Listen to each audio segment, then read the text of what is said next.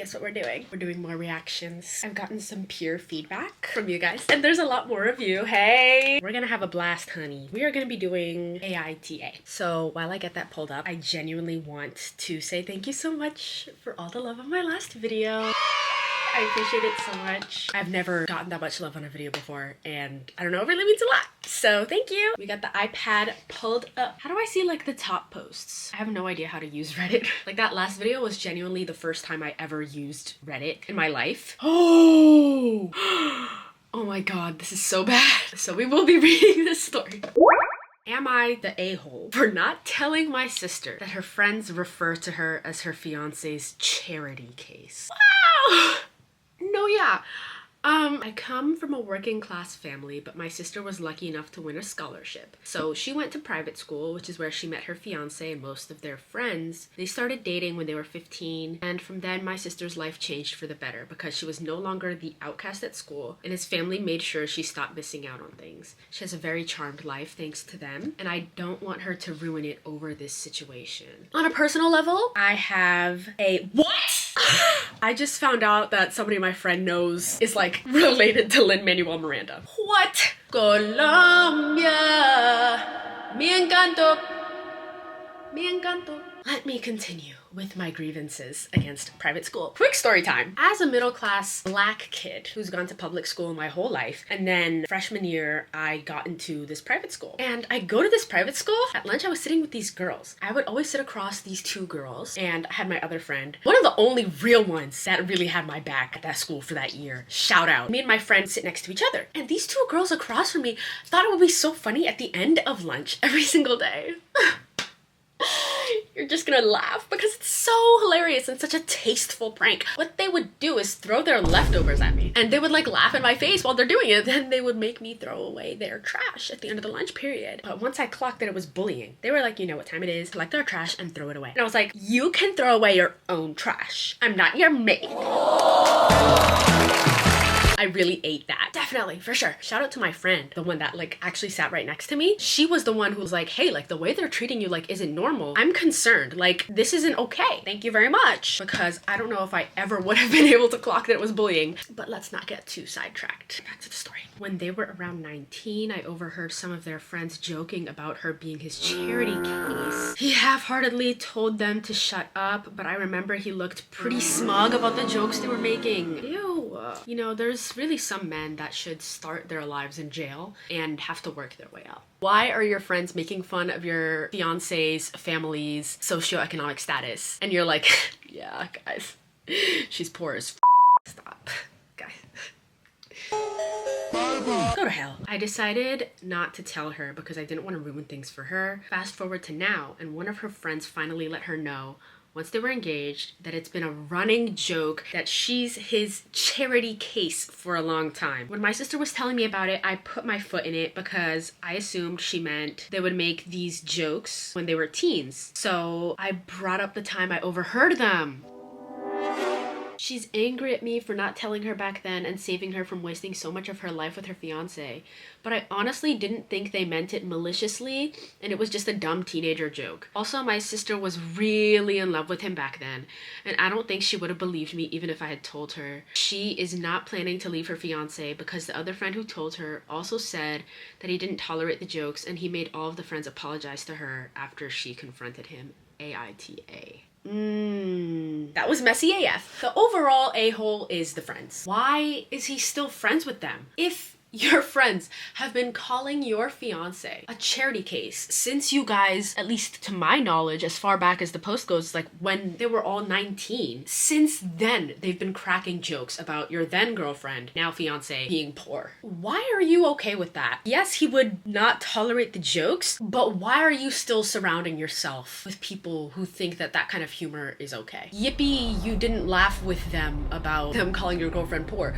You shouldn't be. Do you want a cookie? Like if that's how they mock your girlfriend to your face, how do you think they talk about her when you're not around? I don't think OP is the a-hole. If this situation had been happening now, like once they're engaged, full-grown adults, like, and this just happened, then I'll be like, yeah, you're the a-hole. But when this happened, apparently OP was younger and overheard this. As a child, I feel like, do you really like want to hurt your sister's feelings? I feel like the maturity level is different. Like what, if you're like 15, like you're not going to deal with the situation the same way a 25-year-old would. So I don't think you're necessarily the a-hole. You were a kid and you thought it was a joke and you didn't feel like it was your place. It's not your fault that your sister's fiance keeps a bunch of douchebags around him and you were a kid and you didn't know better to tell her. But if the sister's not planning on leaving him still, then I guess it didn't make much of a difference. I don't know.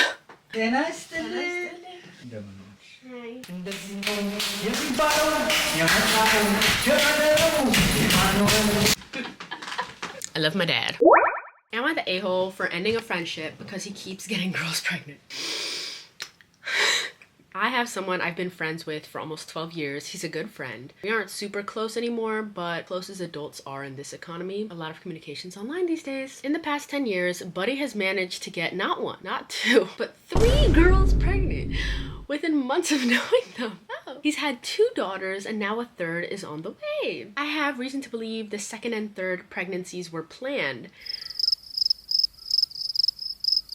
And he has no intention of making a long-term commitment to his partner either. So he's looking down a pipeline, he thinks, to hot tattooed single dad. It didn't hit me until the news of this baby. It just felt immoral. Imagine growing up with a house full of sisters and none of you have the same mothers. The first 2 completely split on the kids after he broke it off. He has full custody. I don't know what clicked in my head, but I decided to leave the birthday party. I stated my piece and he said that it's none of my business and it's not worth ending a long friendship over. He compared my moral argument to that of liberals on TikTok that break things off with friends and family over politics. What?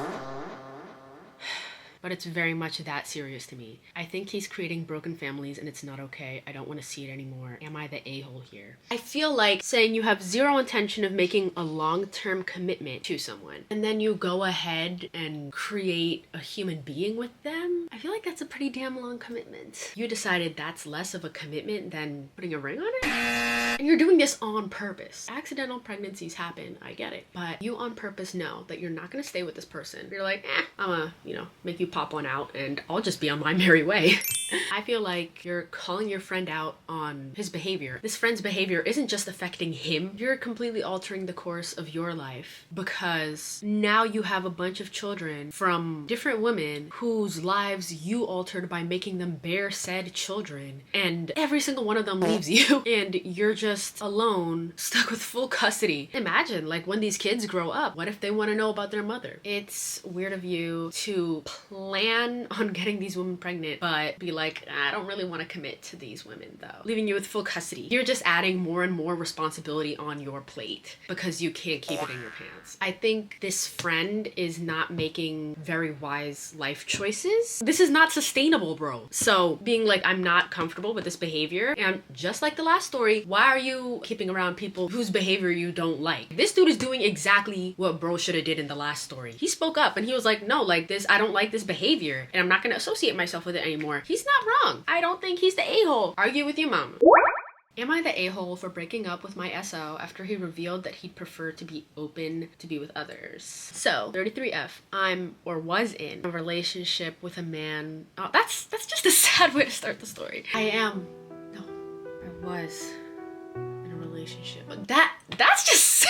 With a man, 41M, from July 2024 to now, and dated since March 2024. All this time, I was clear that I want an exclusive and monogamous relationship and then marriage. Me too. We're locked in. My SO never mentioned anything about him wanting his partner to be open to threesomes or sleeping outside of a relationship. This is a deal breaker for me. After all this time, he reveals not that he'd prefer to have a partner with an open mindset, then says that he's afraid that in case he f***s up and cheats, he wants to cover that, so having an open agreement will help. I do understand his point, but I don't want this, and this is a big issue for me. Wait, hold on. Let me make sure I understand what the hell bro is saying. After all this time of never mentioning a desire for an open relationship, now, after all this time, he's saying he wants an open relationship in case he cheats. And that having an open relationship would help him cover that up. So like he could cheat under the guise of an open relationship. He's just like, I want to cheat and get away with it. So I want an open relationship. At your big age, at 41 years old, may that type of love never find me. I swear to God. So I broke up with him.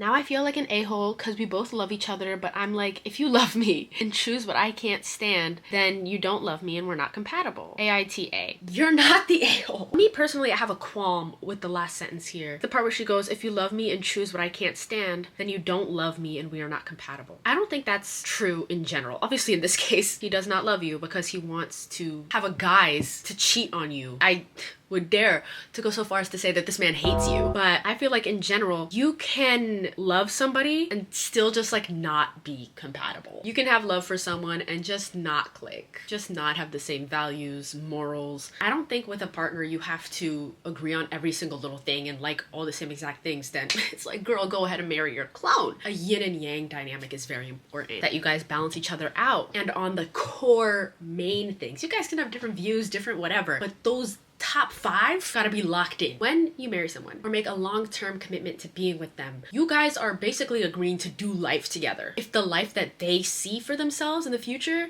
the things they value, the things they hold important, if that's completely different from how you want to live your life and what you want to pursue in the future and what your goals are based on what you think is important to you, the lives you both want to lead are going to be in great opposition to each other. You're just not compatible. That's the philosophy I hold in general, but in this situation, you guys are both not compatible and he does not love you. He hates you. I'm sorry. What kind of villain do you have to be like, I want to cheat on you? So how can we make this work? How can we facilitate my cheating experience such that we maximize my pleasure but minimize the consequences? Are you mad? Are you crazy?